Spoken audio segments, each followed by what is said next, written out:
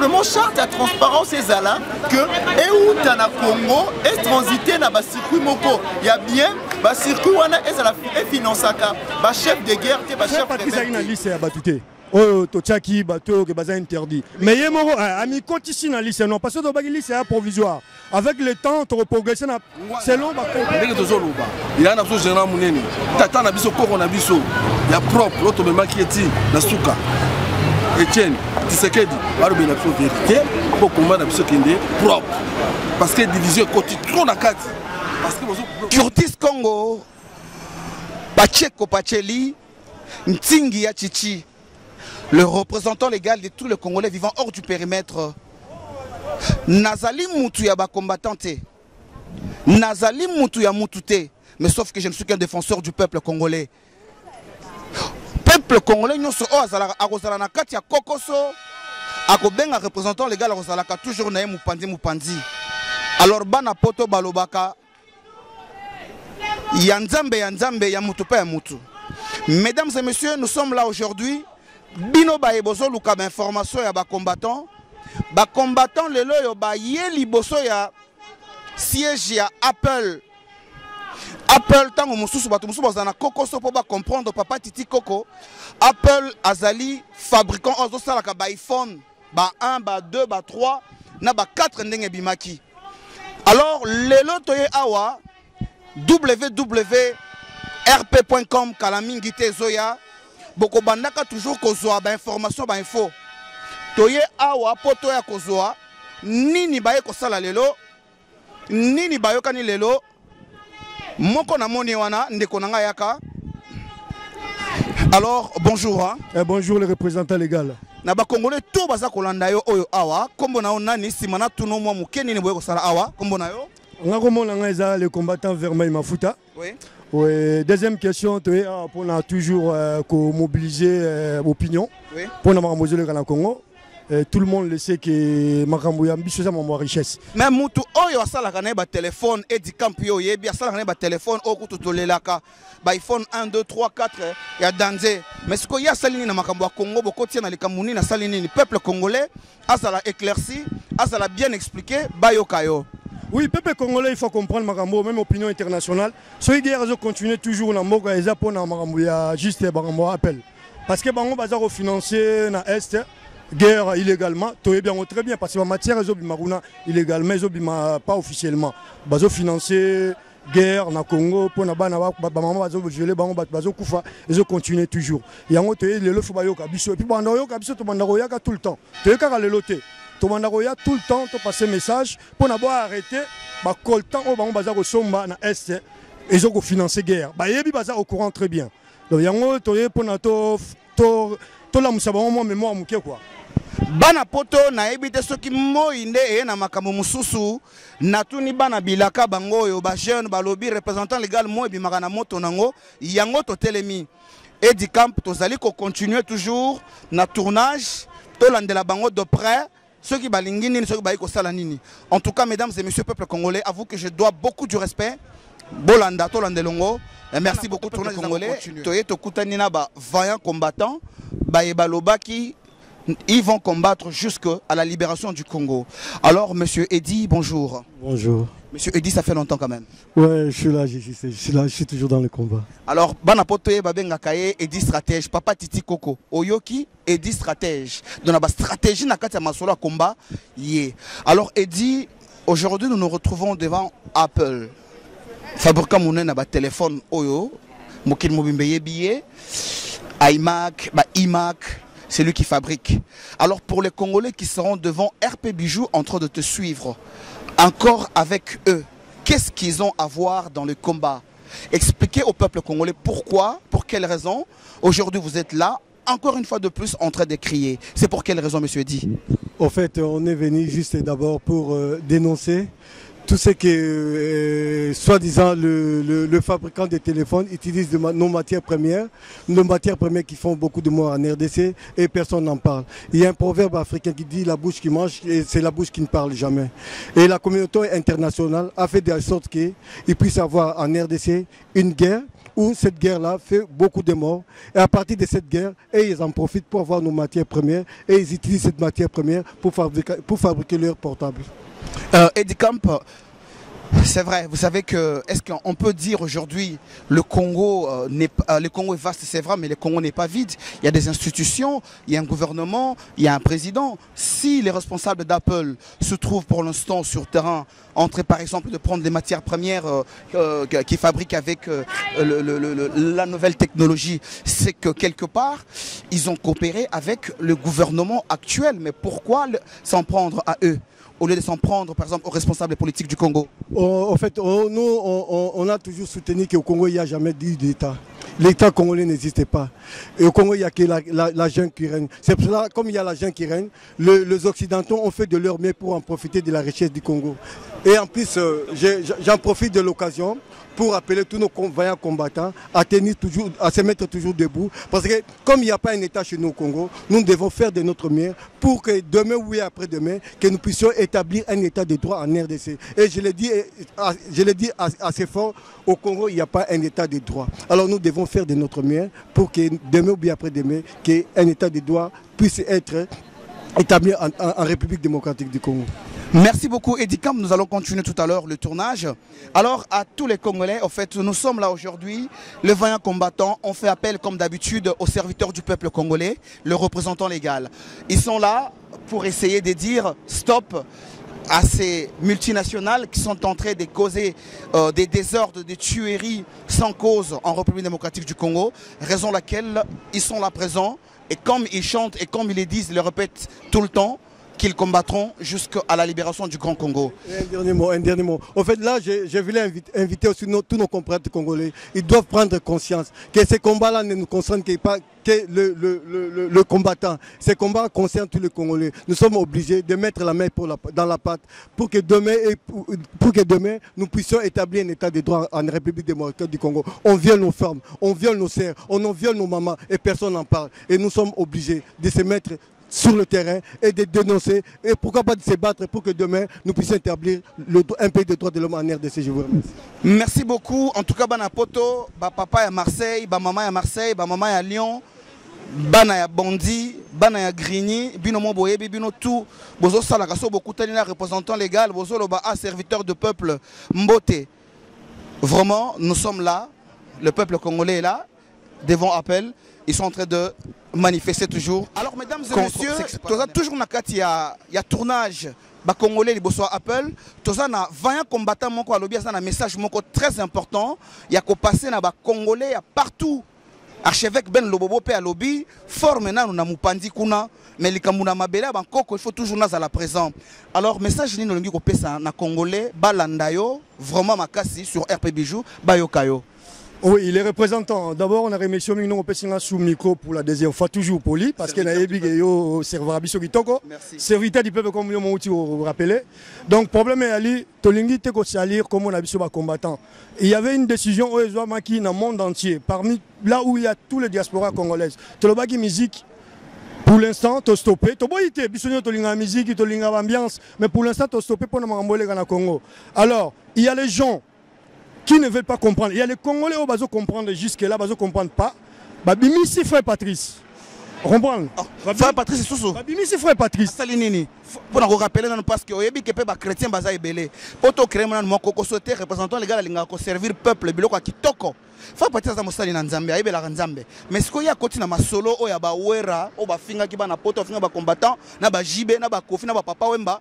Mais frère Patrice Moyembe Linkolo a côté na likamwango, n'engeni n'expliquer na peuple ba na ndope ba yokayo. Ouais, merci les représentants légaux. Frère Patrice a une liste à batouté. Oh, Tochaki, bateau, que baza interdit. Mais yemoro, ami côté ici na liste non, parce que to liste est provisoire. Avec le temps, tu progresser selon le comportement ya batou. Tu vas dire découvrir bango muke faire pratique à l'égal la télévision RTNC monde entier me ba mona yango nenga soutenir Kanambe alias Kabila donc biso za contre makambo na aye bien très bien. Alors à partir il y a passage na la télévision RTNC donc biso diaspora to décida que non frère Patrice troyo ka eli soutien donc tu tiens un groupe ba collabo c'est un collabo. Alors Fukamaki a pardon, c'était juste pour d'abord on a ebima. Alors, bon, on a eu Emeka Kobimabali, Bimisangot, mais Tomeka ko interposé. Et on a aussi tous les Congolais, tous les combattants, tous les combattants Congolais dans Sushamboka. Vendredi, Bissonnion sur la Château Rouge. Dans la 5 on a répété sur vendredi à 17h. Alors, mesdames et messieurs, peuple congolais, toujours dans la continuité de ce tournage aujourd'hui, de ce reportage devant Apple, vous avez l'un de votre fils, votre grand frère, votre papa, Méthode Moulenda. Moi, je l'ai toujours appelé un combattant convaincu avec accent grave. Alors, Méthode Moulenda, bonjour. Oui, bonjour, bonjour. Méthode Moulenda, on te voit toujours là, actif pour ce grand Congo. Explique d'abord à ces Congolais aujourd'hui, peut-être qu'ils vont se poser des questions, mais les combattants, c'est Kabila, c'est tantôt le musicien, c'est tantôt le gouvernement en place au Congo, mais aujourd'hui devant Apple. Qu'est-ce que ça a à voir avec Apple? C'est quoi le rapport? Explique à tous les Congolais qui seront devant RP Bijou. Méthode Moulenda. Oui, bonjour Bijou. Ben, je te remercie déjà d'être venu nous assister aujourd'hui. Merci beaucoup. Ben, je sais que ça fait partie de ta part de combattant, mais je profiterai de cette occasion pour passer le message en lingala. Donc je dirais ceci en fait, les lots pour ça la suite, il y a Action Mokwezaki menée le 14 mai dernier par un groupe de hackers. Et ça, jeunes, tout le monde passe à l'attaque internet. Ça, alter mondialiste, pour empêcher que Moukile qui est en désordre. Ces groupes-là, ils s'appellent les Anonymous. C'est un groupe célèbre. Ça, attaque na cause nyonso, ils la palestinienne, ils la pour la forêt amazonienne. Ça, attaque sur la cause énorme. Mais ces gens-là, ces groupes-là a choisi, a décidé aujourd'hui, le 14 mai, de faire une action pour le Congo, pour le Congolais. C'est-à-dire attaquer ma compagnie à Minene, Samsung, LG, pendant au moins 4 heures. Mais sous Mobimba, site Nabango Zalaki inaccessible. Excusez-moi. Et Sony, Samsung Azaki, seule compagnie à l'Oba, Nani a communiqué pourquoi le site de Bango Zalaki est indisponible. Balobi pe que Bango Bazan n'a rien à voir pour la colton parce que Anonymous va préciser qui. Balobi et l'autre Lingui, on veut, en français, hein, ils exigent une charte de la transparence. Balobi te que toi t'es qu'à colton t'es. Balobi simplement charte la transparence et Zala que et où t'as na Congo est transité na circuit moko. Il y a bien circuit wana est financaka chef de guerre te chef rebelle te. Ce que vous avez le circuit gouvernemental, ezala gouvernemental. Mais ezala te chef de guerre ne comme na est, mutumoka uti na Rwanda, abimika kaboye, aki asali moi staff na est, asali bitumba. Alors bana poto peuple congolais, nakutani lisusu na kulutu oyo babengaka sage. Ya lobaka maloba na calme mais na ebite soki ba vio oyo batambolaka na molimo na maya nkamba to ndenge nini. Alors kulutu ya Sheli ya Wendo, bonjour. Bonjour Ringeta. Bonjour. Kulutu Sheli ya Wendo na monio le lususu moye bimi oye awavie. Likambo nini ba combattant ba bande ko tuna yo nini ezolekana olingi koloba nini yo zala kaka na ba signe ya Wendo loba ba yokayo. Bijou. Tozalaki bato ko bunda bitumba na biso ya banda ya kolela lekili pasi ya bana na biso pasi ya bakoko na biso. Mais la minute oyo bana mopepe ya Congo bazosala makambo na bango ndenge tina makesalama oyo bazali ya kondima te po bandima yango oyo bazali ya kobunga po balanda pa moko totikali na yango eza pa ya mopepe ya Congo. Le seul pas oyo toya nango sikoyo na minute oyo ezolibere République démocratique du Congo po tozwa pouvoir wana topesa mpe bapoliticien bozwa yango eza mabe to eza malamu na toutes nos questions. Bon, na ndenge ya intérêt peuple congolais sali malamu. Na ndenge peuple congolais ya malamu. Ya malamu. Na ndenge ya bana biso ni surtout ensemble. Po toza bana tata moko mama moko ko diviser biso ezati. Message okana ko pesa. Ya na biso Rwanda. Ndenge tozoloba. Ya na biso général munene. Tata na biso koko na biso. Ya propre l'autre même qui est na suka. Etienne Tshisekedi barobe na vérité pour combattre na biso kende propre. Parce que division côté trop na kati. Parce que vous bloquez biso. Ya Wendo opasolaka toujours maloba oyo etikaka bapota na mitema. Obeleli kulutu Ngwanda. Obeleli koko munene. Oye ko belela lisusu koko na bakoko le patriarche Etienne Tshisekedi wa Mulumba. Balobelela bino vérité. Mais vérité nini olobi ke bokomi ko souffrir. Loba mo muke na peuple bazali kolanda obayoka yo ya Wendo. Mais vérité zali ke guerre za na est. Tozoyoka te. Ata parti mon réseau ba yango te. Est-ce que mboka na biso toza na droit tout ça va parti politique Non. Tant on a une coquille, ça la partie politique, la carte Yamboka, tout le monde est libéré, pour Mboka la société. Alors, Bana m'a fait à Congo, Baro Boudele Bango, Bana on va sur la guerre. Pour voir papa Wana, autre comme ça que tu n'as souka, va payer ses responsabilités na Acha. Mais faut le bela, peuple congolais, Nanyango a mené guerre Wana.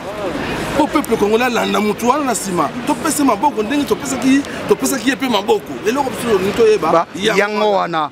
En tout cas, bon, merci beaucoup, Kouloutou Cheli Awendo, à Passo Liban à Congo Boyoki. Merci beaucoup. Nous continuons toujours le reportage na Biso Liboso à Apple. Tu écoutes na maman Oyo, grande militante combattante pour le Congo. Alors, maman Nabiso, bonjour. Bonjour, papa. Na Congolais de partout dans le monde entier. Moi, Lolaka, Kombo Bayoka, Maman Nani, à qui ils ont affaire, Bayoka Yo. Merci. Naza combattante, comme on a Jetta Kabouya. Jetta Kabouya. Jetta Kabouya, papa. Maman Jetta Kabouya, merci beaucoup. Mbote Peli Soso. Mbote, papa. Maman Jetta Kabouya, tout ça comme on a kotoka. Tout ça comme on a osali koganga. Mindele bako kamwa. Oko ganga liboso ya appel pona likambo nini. Ba papa pe ba maman congolais bazana ndaku o balandaka biso na RP Bijou Bayoka Yo. Ma maman naza ko ebisa bino soko moni nga na liboso naza kotoka parce que naza na besoin ba maman bo moni place oyo ndongo bo moni yango bo richesse na biso ezali awa mboka wana Congo bapesa ngo biso Congo eza na richesse ya kosala bango bazozwa bazoya kobongisa na mboka na bango ebongo siko biso mboka na biso eza mort mpona ba richesse na biso nyonso eza na mboka oyo boyelaka kolia yaourt te boyelaka kolia semoule te boyelaka kolia pondu masoso siki biloko ni boyela ngo te botelema tobunda mboka na biso mpona mboka na biso eza na richesse makasi tokende kozwa mboka na biso bamama soko omoni biso totelemi awa eza mpona intere na biso te eza mpona intere d'abord ya peuple eza mpona intere ya mboka na biso ezala libere toyebi ke soki bino boye tosangani na bino mboka eza mboka na biso te un jour tokenda mboka na biso tokenda mboka na biso un jour mais na bamama oyo mama Ruth balobaka toujours o makambo ya Congo nzambe ye moko ayebi mukola kosala mukola kolinga kobongisa Congo akobongisa yo koki koloba na bango tanga kende komona farao bato bazaki libéré c'est ça la libération nzambe asasali ça peut être la victoire bama botelema tout ça na ba marche le 2 juin botelema to marcher so bino bokofanda ka semoule o mboka na biso te mboka ya bato avenir na bana bino bino bozana na pe boko kende po to soutenir to bunda po na mboka na biso to za ba victoire tanga nde mboka na bango ndenge zali totel ba richesse na biso ya mboka ezali to ye auto zo kotoka po na richesse ko passer message que ouais richesse na biso eza mboka na biso e yango na bino bozali lelo soki immeuble ezali awa eza mpona mboka na biso richesse ezokende awa bongo biso so tobundi te soki tobundi te mpongo na mboka na biso mama tosali boyiya tobunda bamarche toza na marche le 2 juin botelema naza so kobeta setele bapaster bino bozokende église nzambe asapesi bino déjà asapesi bino ja mboka oyo boko kobunda bokende koprie kuna bokende kosambela bosoutenir boya to marché na bino molongo moko bapaster kuti kotino botiki ye même marché ya pamba tomoni yango te même message devant église tomoni te même devant place azali na prison devant place ya azali na prison message bopase te même manifestation bino bato bakende kokutana kanambe bokende kosola na kanambe ke no libere biso mutu awumeli na prison bino bapaster aucun geste bozoyela kaka mbongo paster ntango Jésus akoya akosenga mbongo te akosenga nde cœur qu'est-ce que tu as fait dans ton pays qu'est-ce que tu as fait Néo Jésus azana